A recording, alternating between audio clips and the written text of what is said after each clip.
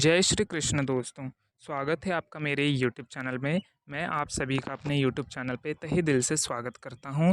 और फ्रेंड्स, आज हम बात करेंगे कामिका एकादशी के बारे में। कामिका एकादशी कब है, उसका सही मुहूर्त, शुभ मुहूर्त क्या है, एकादशी का पारण कब और कितने समय के बीच में करना चाहिए, क्या क्या शुभ संयोग हैं।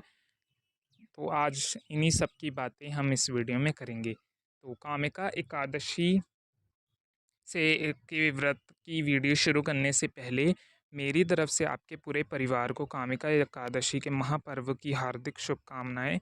श्री लक्ष्मी नारायण की कृपा आप पे बरसती रहे, खूब धन्य धान हो आपके घर में, आपके घर में सभी स्वस्थ रहें, यही हमारी मनोकामना है। जय श्री हरि विष्णु। तो फ्रेंड्स, इस बार जो कामिका एकादशी का व्रत है वह 31 जुलाई दिन बुधवार को रखा जाएगा और यही एकादशी तिथि प्रारंभ होगी 30 जुलाई मंगलवार को शाम 4:44 से लेकर 31 जुलाई यानी एकादशी के दिन शाम 3:55 तक रहेगी। साधकों को एकादशी का व्रत 31 जुलाई को ही करना है। जो लोग वैष्णव हैं, साधु संत, और जो लोग गृहस्थ जीवन हैं, इन दोनों को ही एकादशी का व्रत 31 जुलाई को करना है। तो इस व्रत का जो पारण का समय होगा वह 31 जुलाई के बाद यानी 1 अगस्त 2024 को सुबह 5:44 से लेकर सुबह 8 बजे तक रहेगा, यानी 8:24 तक रहेगा। साधकों को इसी समय के बीच में अपने व्रत का पारण करना है, तभी उन्हें अपने व्रत का पूर्ण फल प्राप्त होगा। तो एकादशी व्रत करने के लिए कुछ नियमों का पालन करना पड़ता है। तो आज हम आपसे उसी नियमों के बारे में आपको थोड़ा बताएंगे। तो एकादशी का व्रत करते हैं उनको दशमी से लेकर द्वादशी तक कुछ महत्वपूर्ण नियमों का पालन करना चाहिए। जैसे दशमी तिथि के दिन एक समय भोजन करना चाहिए, दशमी तिथि के दिन ब्रह्मचार्य का पालन करना चाहिए, और जो भी साधक व्रत रख रहे हैं दशमी तिथि के दिन चावल, मांस, मदिरा का सेवन ना करें, लहसुन प्याज का सेवन ना करें, और मसूर की दाल खाना भी दशमी तिथि में वर्जित मानी जाती है। इन सभी चीज़ों का पालन आपको करना चाहिए। और आपको भोजन के रूप में चावल तो बिल्कुल भी ग्रहण नहीं करने हैं। दशमी तिथि के दिन शहद खाना भी वर्जित माना जाता है। दशमी तिथि के दिन आपको शुद्ध सात्विक भोजन करना है। आय अन्न का भोजन इस दिन नहीं करना चाहिए। आय अन्न से मतलब है लहसुन, प्याज, मांस, मदिरे का भोजन आपको इस दिन नहीं करना है। तो एकादशी को यानी 31 जुलाई को आपको सुबह जल्दी उठना है, स्नान इत्यादि से निर्वृत्त होकर साफ और शुद्ध वस्त्र धारण करने हैं, और नित्य पूजा जो आप रोज करते हैं वैसी पूजा करनी है। सूर्यदेव को अर्घ देना है, और इसके बाद आपको एकादशी व्रत का संकल्प लेना है। संकल्प कैसे लेना है ये मैं आपको बताता हूँ।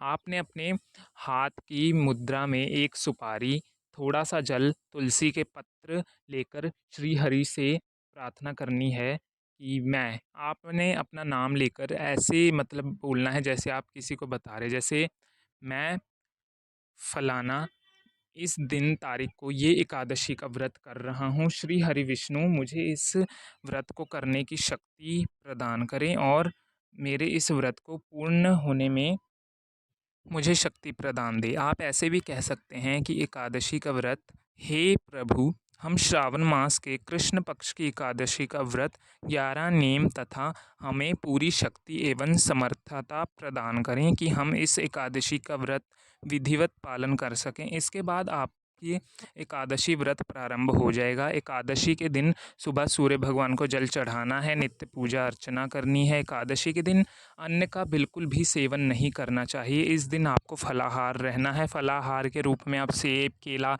जो भी फल होते हैं, सीताफल को छोड़ के वो आप ग्रहण कर सकते हैं। और सबसे उत्तम जो है वो है गाय का दूध और गाय के दूध से बनी हुई वस्तुएं। इस दिन आपको फलाहार में हल्दी का भी उपयोग नहीं करना है, और सादा नमक जो नॉर्मली हम घर में खाते हैं उनका भी उपयोग नहीं करना है। इस दिन आप सेंधा नमक का इस्तेमाल कर सकते हैं, जिसे फलाहारी नमक भी बोला जाता है। इस दिन लहसुन, प्याज, मांस, मदिरा या मसूर की दाल का उपयोग ना करना चाहिए, ना ही घर में आपको बनाना चाहिए। इन सब इत्यादियों का सेवन यदि आप करते हैं तो आपके व्रत का पूर्ण फल आपको प्राप्त नहीं होता है। यदि आपके घर में कोई ऐसा करता है तो उसे उस दिन रोकें। इस दिन चावल भी नहीं खाने चाहिए, चावल घर में बनाना भी नहीं चाहिए। यदि आपके घर में एकादशी का व्रत होता है या नहीं भी होता है, दोनों ही परिस्थितियों में चावल के उपयोग में ना तो भोजन करना है और ना ही पूजा पाठ में चावल का इस दिन उपयोग करना है। इसी तरह आपको एकादशी के दिन फलाहार बनाकर पहले प्रभु को भोग लगाना है और उसके बाद संयम उसे ग्रहण करना है। एकादशी के दिन आप दाढ़ी कटिंग नहीं करानी चाहिए, ना शेविंग करानी चाहिए, ना ही आपके शरीर के कोई बाल कटवाना चाहिए और इस दिन नाखून भी नहीं काटने चाहिए। ये भी वर्जित माना जाता है और एकादशी के दिन जो भी साधक व्रत रखते हैं उन्हें इस दिन ना तो झूठ बोलना चाहिए, ना ही क्रोध करना चाहिए। वाद विवाद, लड़ाई झगड़ा बिल्कुल नहीं करना चाहिए। किसी भी प्राणी का दिल इस दिन दुखाना नहीं चाहिए। घर में आए हुए युवक, अधिकारी तथा ज़रूरतमंद व्यक्ति को कुछ न कुछ दान पुण्य अवश्य दें, क्योंकि क्या जाने किस रूप में भगवान आ जाएं। आज के दिन आपको गौ माता की सेवा करनी चाहिए। गौ माता को हरी घास खिलाएं, भोजन कराएं और भोजन खिलाएं, उनकी पूजा अर्चना करें, गौ माता की सेवा करें। चाहे तो गौशाला में भी इस निमित्त आप दान पुण्य कर सकते हैं। इसी तरह आपको तुलसी माता की पूजा करनी भी अनिवार्य रूप है, क्योंकि कुछ लोग कहते हैं कि रविवार के दिन तुलसी की पूजा नहीं करनी चाहिए, परंतु शास्त्रों में ऐसा कुछ नहीं लिखा हुआ। आपको एकादशी के दिन तो तुलसी की विशेष पूजाएं करनी चाहिए। आपको शाम के समय तुलसी में घी का दीपक जलाना चाहिए, तुलसी माता की आरती करनी चाहिए, क्योंकि तुलसी जी को हम लक्ष्मी जी का स्वरूप मानते हैं, लक्ष्मी जी को। परंतु इस दिन आपने तुलसी जी को जल नहीं देना है, पूजा करनी है, परंतु इस दिन आपको उन्हें जल नहीं देना और किसी तरीके का कष्ट नहीं देना। इससे ये तात्पर्य है कि एकादशी के दिन आपने उनके पत्तों को नहीं तोड़ना है। यदि आपने ऐसा किया तो आपको इस दिन बहुत बड़ा श्राप भी भोगना पड़ सकता है। इसी तरह एकादशी के दिन आपको पेड़ पौधों को काटना, इकट्ठा करना वर्जित माना जाता है। रविवार का दिन है तो तुलसी के पत्तों को आपको नहीं तोड़ना। एक दिन पहले ही तुलसी के पत्ते तोड़कर रख लीजिए। तुलसी जी कभी भी नहीं होती हैं उस घर में जिस घर में उनका उल्लंघन किया जाता है।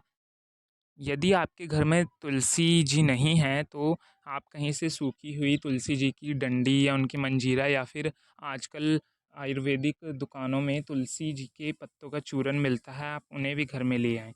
एकादशी के दिन आपके घर परिवार में यदि जन्म अथवा मृत्यु का सूतक लग जाता है, तो ऐसी अवस्था में भी आप व्रत कर सकते हैं। व्रत के सभी नियमों का पालन कर सकते हैं, लेकिन सूतक की अवस्था में भगवान का पूजा अर्चना करना वर्जित माना जाता है।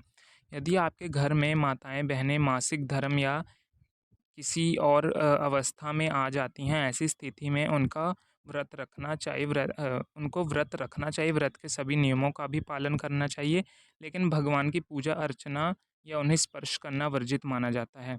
आपके घर में कोई गर्भवती माताएँ-बहनें हैं, तो यदि वह व्रत करना चाहती हैं, तो अच्छे प्रकार से फल या फलाहार वस्तुओं का सेवन करते हुए ही उनके जो पेट में बच्चा पल रहा है, उसकी रक्षा करें। एकादशी व्रत का पालन करें। यदि आप कोई मरीज़ हैं, यदि आपको दवाइयाँ लगी हैं, तो एकादशी के दिन दवाइयाँ लेना वर्जित नहीं माना जाता। इस दिन आप दवाइयाँ ले सकते हैं, इससे कोई भी दोष नहीं होगा। आप चाहें तो फलाहार करके भी सुबह दवाई ले सकते हैं, कोई दोष नहीं माना जाएगा। एकादशी के दिन आपको भगवान के पवित्र नामों का जाप करना है, जैसे कि ओम नमो भगवते वासुदेवाय, श्री कृष्ण शरणम मम इत्यादि पवित्र नामों का उच्चारण करना चाहिए। आप अपने मन ही मन में ओम नमो भगवते वासुदेवाय मंत्र का भी जाप कर सकते हैं। जैसा कि आपको श्री गोपाल सहस्त्रनाम, श्री विष्णु सहस्त्रनाम या अन्य पवित्र स्थानों के पठन पाठन अथवा श्रवण भी करना चाहिए। इस दिन झूठ नहीं बोलना है, क्रोध नहीं करना, वाद विवाद, लड़ाई झगड़ा बिल्कुल नहीं करना चाहिए। आपको रात्रि में जागरण करना चाहिए, दिन में सोना नहीं चाहिए। अगर किसी कारणवश आप बहुत ज़्यादा जगे हुए हैं तो आप सो सकते हैं, उसके पश्चात आपको दिन में सोना नहीं चाहिए, बल्कि भगवान विष्णु की भक्ति करते रहना चाहिए। यदि आपको कोई परेशानी है कि आप पूरी रात नहीं जाग सकते, तो आप मंदिर के सामने नीचे फर्श पर ही सो जाएं और भगवान विष्णु से अपनी परिस्थितियां बताएं और आप सो जाएं। इससे आपको किसी भी तरीके का कोई दोष नहीं पड़ेगा। आपको रात्रि में जागरण करना चाहिए पूरी रात। यदि आप नहीं जाग सकते हैं तो 1 पहर, दोपहर, 3 पहर जितना आप उनके लिए संभव हो सके उतना जागरण करें। भगवान का भजन तथा कीर्तन आपको करना है। और अगले दिन यानी 1 अगस्त 2024 को सुबह 5:44 से लेके 8:24 के बीच में आपको व्रत खोल देना है। व्रत का पारण आपको कर लेना चाहिए। अगर आपको अगले दिन कोई और व्रत करना है, जिससे आपको सावन सोमवार का व्रत करना है या कोई प्रदोष व्रत करना है, तो आप उसी दिन प्रदोष व्रत भी रख सकती हैं। तो आपको उस दिन व्रत पारण करने की कोई आवश्यकता नहीं। आप मंदिर में जाएँ और अपने जो भी अगला व्रत रखना है, वो कर सकते हैं। यदि आप नहीं कर सकते, तो आप उस दिन अन्नों को छोड़ के अन्य वस्तुओं से पारण करें। फलाहार वस्तुओं से भी व्रत का पारण कर सकते हैं। जल, तुलसी के पत्ते से भी व्रत का पारण कर सकते हैं। मिश्री से भी व्रत का पारण कर सकते हैं। व्रत का वर्णन जब आप करते हैं, तो उसी दिन आपको चावल का सेवन अवश्य करना चाहिए, क्योंकि नियंत्रण 2 दिनों तक हम चावल नहीं खाते, इसलिए व्यक्ति का पारण जिस दिन किया जाता है, उसी दिन चावल का प्रयोग करना बहुत अच्छा रहता है। उस दिन यदि आप कोई और व्रत रखते हैं, तो आप सुबह व्रत का पारण जल, तुलसी के पत्तों से कर लेंगे और शाम को आप भोजन कर सकते हैं। कोई दोष नहीं माना जाता। एकादशी का व्रत करते हैं, उनको कथा अवश्य सुननी चाहिए ब्राह्मण के मुख से।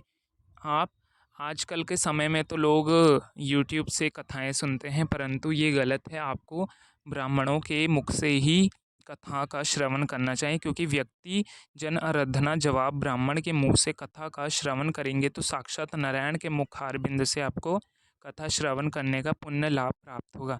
जब ब्राह्मण के मुख से कथा का श्रवण करेंगे, तो आप तथा नियमित कुछ भी अपनी श्रद्धा भक्ति अथवा उन्हें कोई दान दक्षिणा अवश्य ही प्रदान करें, तो एकादशी का संपूर्ण लाभ प्राप्त हो सकेगा। एकादशी के दिन आप वस्त्र दान करेंगे, महान पुण्य फल की प्राप्ति होगी। अन्न दान करने से और गोदान करना इस दिन बहुत ही पुण्यकारी माना जाता है। स्वर्ण भूमि दान भी इस दिन आप कर सकते हैं, या आपको जो भी श्रद्धा हो उस प्रकार से, अथवा द्वादशी के दिन दान पुण्य वश कर थोड़ा या बहुत जितनी भी आपसे हो सके उतना आप दान पुण्य करें। धन पवित्र होता है। जब हमारा धन पवित्र होगा, तो धन पवित्र से हमें सांसारिक सुखों का प्राप्त करेंगे। तो हमारा मन पवित्र होगा, और मन पवित्र होगा तो सभी कर्म हम जीवन में अच्छे करते जाएंगे। उन्नति और प्रगति का नियंत्रण प्रकृति जाएंगे। तो भक्त दिन माताओं बहनों, अगर आपको कामिका एकादशी के व्रत कथा अपने मुखारबिंद से श्रवण करना चाहते हैं, तो इसके लिए मैं बहुत ही जल्दी एक वीडियो भी लेकर आऊँगा, तो आप ज़रूर करें। यदि किसी कारणवश आपके यहाँ ब्राह्मण नहीं है, तो आप यूट्यूब के माध्यम से भी कथा को श्रवण कर सकते हैं। एकादशी के निमित्त कोई दान पुण्य करना चाहते हैं, नगद राशि प्रदान करना चाहते हैं, तो ब्राह्मणों को अवश्य दें। और इस दिन गौ माता को कुछ ना कुछ अवश्य दान करें। जिस दिन आप अपने व्रत का पारण कर रहे हैं, यानी 1 अगस्त 2024, इस दिन ब्राह्मणों को भोजन कराने के बाद ही आप अपने व्रत का पारण कर सकते हैं। यदि आपको इस एकादशी के संबंधित सभी प्रश्नों का उत्तर मिल गया है, तो कमेंट में ओम नमो भगवते वासुदेवाय ज़रूर लिखें। और यदि आपके मन में कोई प्रश्न है, तो आप कमेंट बॉक्स में पूछ सकते हैं। और हमारी इस वीडियो को अधिक से अधिक लोगों को शेयर कीजिए, लाइक कीजिए और इस वीडियो का भ्रमण कीजिए। यदि आपने अभी तक चैनल को सब्सक्राइब नहीं किया है, तो अभी इसी समय चैनल को अवश्य सब्सक्राइब कर लीजिए, ताकि आने वाली वीडियो की नोटिफिकेशन आप तक सबसे पहले पहुंचे। तो आशा करता हूं कि आपको सब कुछ समझ आया। तो आप हमारे चैनल को सब्सक्राइब, वीडियो को लाइक, शेयर एंड कमेंट ज़रूर करें। ओम नमो भगवते वासुदेवाय नमः। कृष्ण सहस्त्र नाम। जय श्री कृष्ण।